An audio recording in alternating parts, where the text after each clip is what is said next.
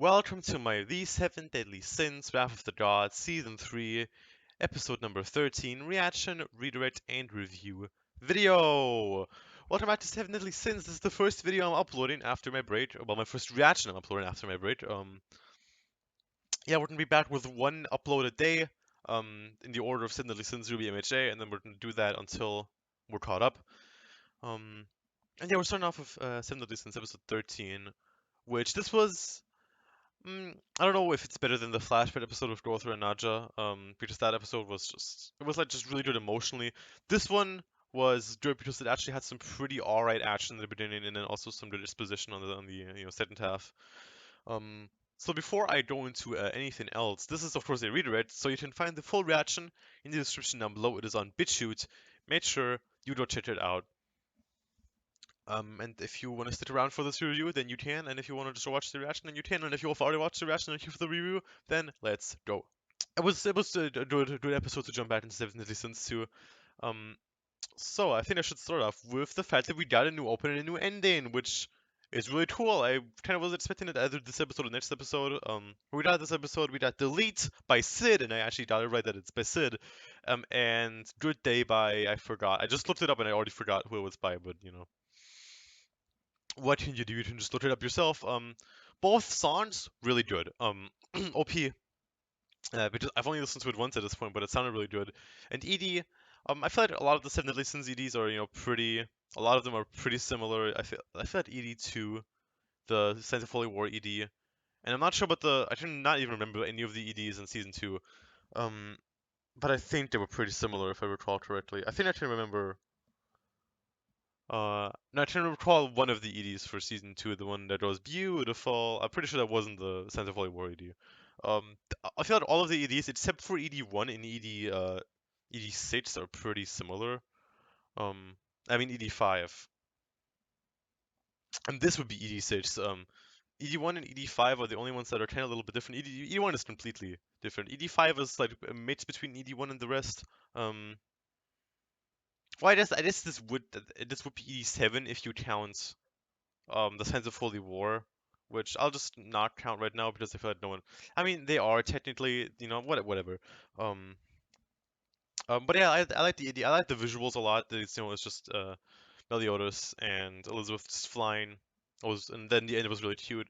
I mean, yeah, the opening seems really cool as well. I would have probably already dropped my opening and ending reaction a few days ago. Maybe that was like yesterday. I'm gonna plan to drop it. Um, Before I actually start uploading the actual reactions. So maybe it was yesterday, maybe it was the day before. I'm not sure when I'll upload this again. Um, but yeah, let's actually talk about the episodes since I've just been spending 3 minutes talking about just the OP and the ED, which we have to talk about since they're new. But yeah, I like them a lot. Um, yeah, so of course we started off with this episode with the last bit of Meliodas versus Escanor, which was actually pretty good.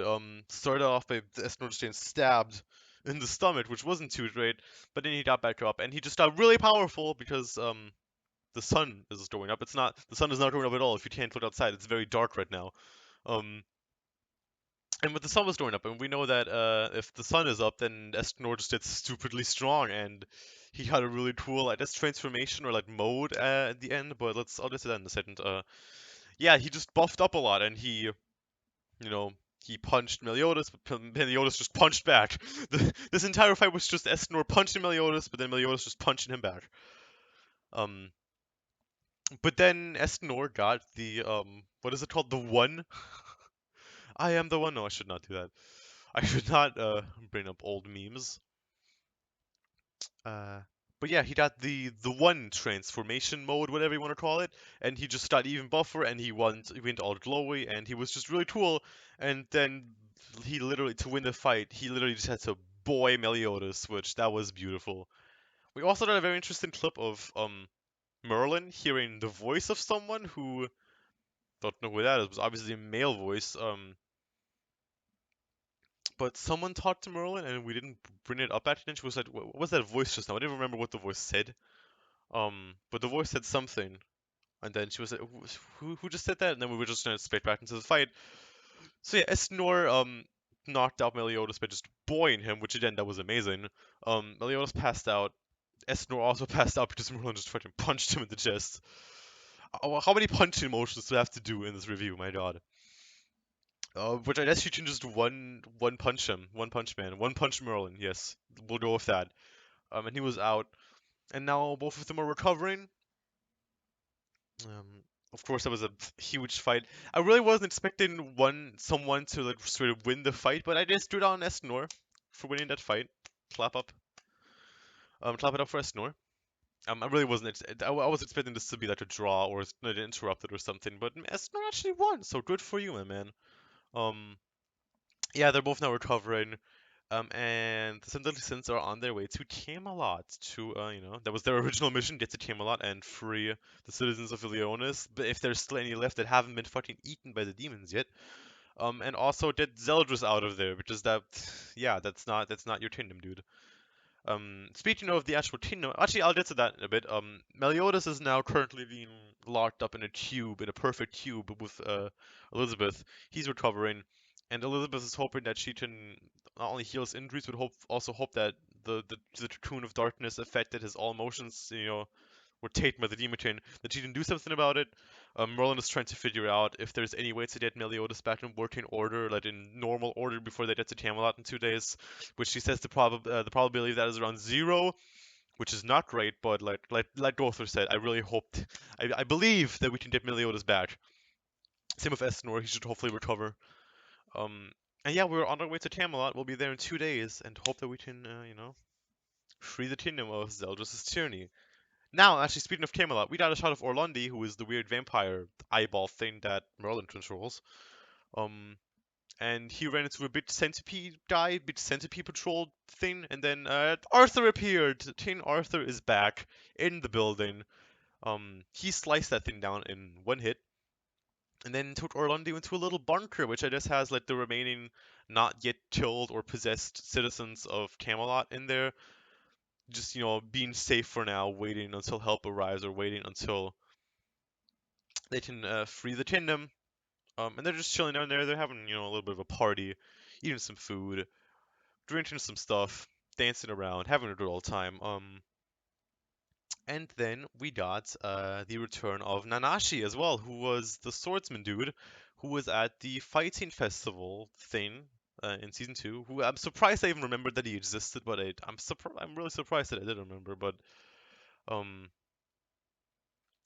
yeah, he was there, and apparently he was training uh, Arthur a little bit, and now Arthur apparently has the plan to just take back the kingdom by himself. I was with Orlandi on the first page. That how the fuck are you gonna do that?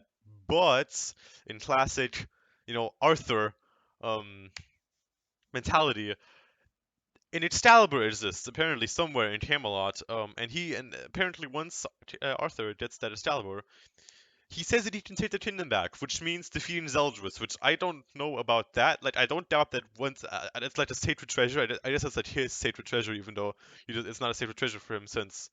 Well, maybe it's his style of a sacred treasure since he's not an actual sin. So, well, I don't know if there's like a specific. I don't know, but like what made sacred treasures actually special. Is it like the first weapons they all had when I first joined Seven Deadly Sins, or is it like something like handmade for them, like something made to be really powerful just for the Seven Deadly Sins? But it's just the weapon that's gonna probably make him a lot more powerful. Zeldris tries to pull it out, but of course he can't because he's not King Arthur. In the story, only he could wield Excalibur.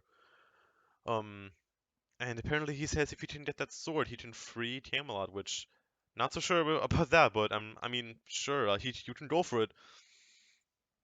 Um, And then we left off on a fun note with the Demon King telling Zeldris that he plans to make Meliodas the new Demon King.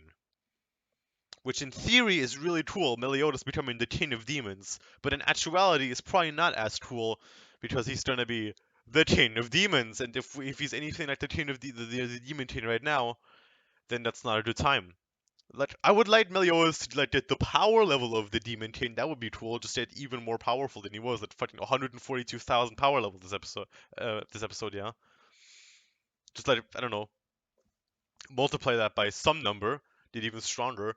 But I don't want him to be evil. I don't want that. I want him to be a good boy. So let's hope we can do something about that, and let's hope that he doesn't become the Demon King. Well, let's hope that he does become the Demon King, but not like a jackass Demon King. Well, I don't know what I'm trying to say. I want him to get more powerful, but I don't want him to be evil. That's what I'm trying to say. So yeah, I don't know. Overall, I enjoyed this episode pretty good bit. Um, one of the better episodes this season. I still I don't Todd, please. I still don't think it beats the I don't know which episode it was, the Dothraki and Naja episode. Because that one just hit me in the feels really well.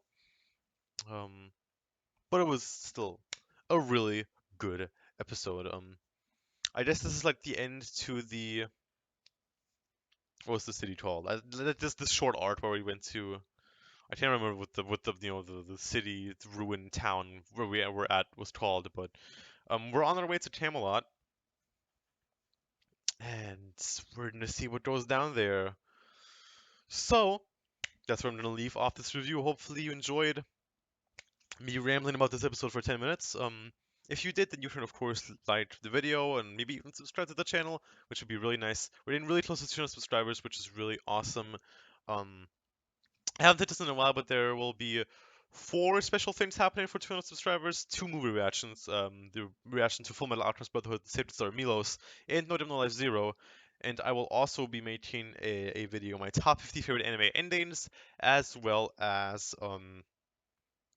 I will be probably opening up a community Discord server, which will be just a really fun thing. I think such an communicate with you guys more because the comments is a good way to talk to you guys, but I would really like a more consistent way to actually talk to you guys. So yeah, that's what I'm gonna leave off this review right here. Hopefully you enjoyed. Tomorrow we'll have Ruby, Chapter 9 of Volume 7, of course. So if you want to watch that, you can. Next 7 Deadly Sins reaction will be up in a few days. So after Ruby, we'll have MHA, and then we'll have 7 Deadly Sins again.